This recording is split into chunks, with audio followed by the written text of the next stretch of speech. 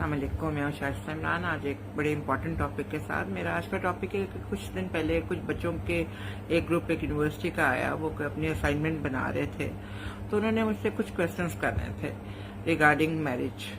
तो उन लोगों के क्वेश्चन ये थे कि क्या आया लव मैरिज ज़्यादा सक्सेसफुल होती है या अरेंज मैरिज। अच्छा, काफ़ी देर हमारी बातचीत बच्चों के साथ होती रही। एक अच्छी यूनिवर्सिटी के बच्चे थे, यूनिवर्सिटी का नाम नहीं मैं ले सकती।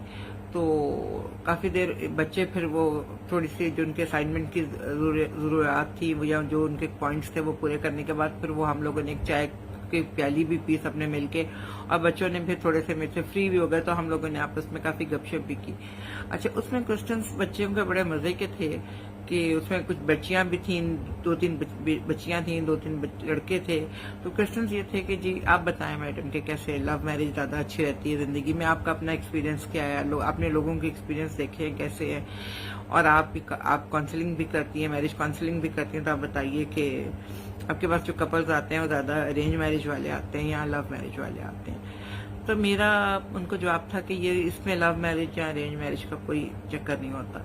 लव मैरिज वाले केसेस भी बच्चे बहुत आते हैं जिन्होंने अपनी मर्जी से शादी की होती है, और वो शादी को लेके बड़े डिस्टर्ब भी हुए होते हैं, और उसमें भी बड़ी प्रॉब्लम्स आ रही होती हैं। और इसी तरह जो अरेंज मैरिजेस में भी बहुत सारी प्रॉब्लम्स आ रही होती हैं। हाँ, मैंने थोड़ा सा लव मैरिज के लिए इसलिए ज़्यादा अच्छा बोला उन बच्चों के साथ कि मैंने देखा कि जो कपल्स लव मैरिज करते हैं उनके बहुत जो प्रॉब्लम्स होते हैं वो ज़्यादातर उनके लड़की के या लड़के के पेरेंट्स को लेके होते हैं। उनके लिए ज़रा कबूल करना बच्ची को या बच्चे को थोड़ा सा डिफिकल्ट कई दफ़ा हो जाता है, अदरवाइज वो कपल आपस में मोस्टली खुश होता है। और जो अरेंज मैरिज है उसमें होता है कि कुछ बच्चे की आते आपस में मिलने और कुछ नेचर एक जैसी ना होने की या एक दूसरे को उनका जो कम्युनिकेशन गैप होता है ना वो बहुत ज्यादा होता है। ऑब्वियसली वो एक दूसरे को जानते नहीं है, तो जब वो एक दूसरे को जानने लगते हैं तो फिर उसके बाद उनको एक टाइम चाहिए होता है, एक सर्टेन टाइम चाहिए होता है एक दूसरे को जानने में।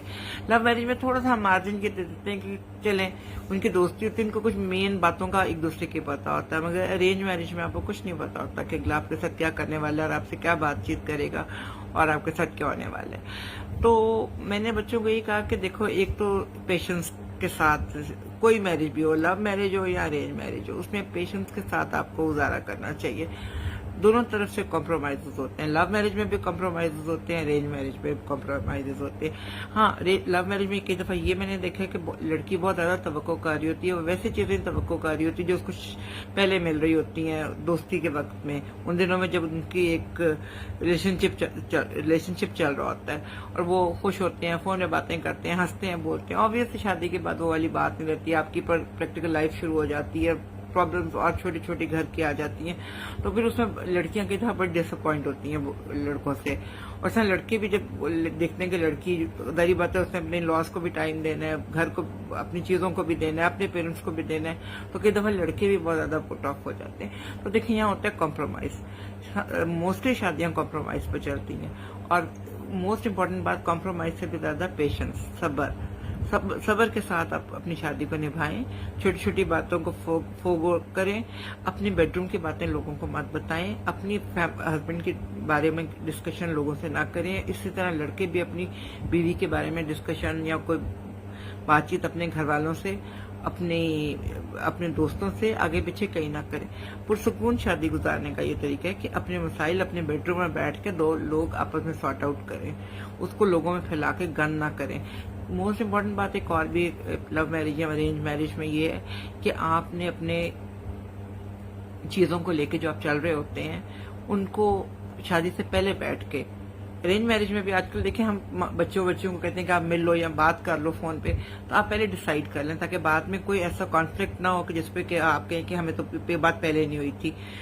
अपने सारे जो आपके लड़के की पे वगैरह सब चीज़ होती है वो लड़की के साथ डिस्कस करें। अगर लड़की भी जॉब कर रही है तो उसको भी पता होना चाहिए कि उसने घर पे उसने अपने पेरेंट्स को पैसे देने हैं, उसने अपने पास रखने हैं, उसने अपने हस्बैंड के साथ मिलकर घर चलाना है। ये सारी छोटी छोटी जो पॉइंट्स होते हैं ना, शादी से पहले डिस्कस करके, एक आजकल इतना वक्त इतना आगे एडवांस हो गया वो चीज़ें, तो पहले तो अब तो मोबाइल हर चीज़ आपके हाथ में होती है, चीज़ें आप के लिए, और आप ऐसे यूनिवर्सिटीज में भी पढ़े हैं, बच्चे बच्चियां इकट्ठी हैं, आप जो भी आपस में सिलसिला करते हैं, आपकी जहाँ भी शादी हो रही होती है, आप बहुत सारी चीज़ें पहले ही डिसाइड कर लें, बाद में फिर बड़ी मुश्किल होती है चीज़ों को लेके। और पहले डिसाइड की हुई चीज़ें आपकी आइंदा ज़िंदगी में आपके लिए आसानी करती है। तो फिर इस टॉपिक के साथ इंशाल्लाह फिर मुलाकात होगी। इजाज़त दीजिए, अल्लाह हाफ़िज़।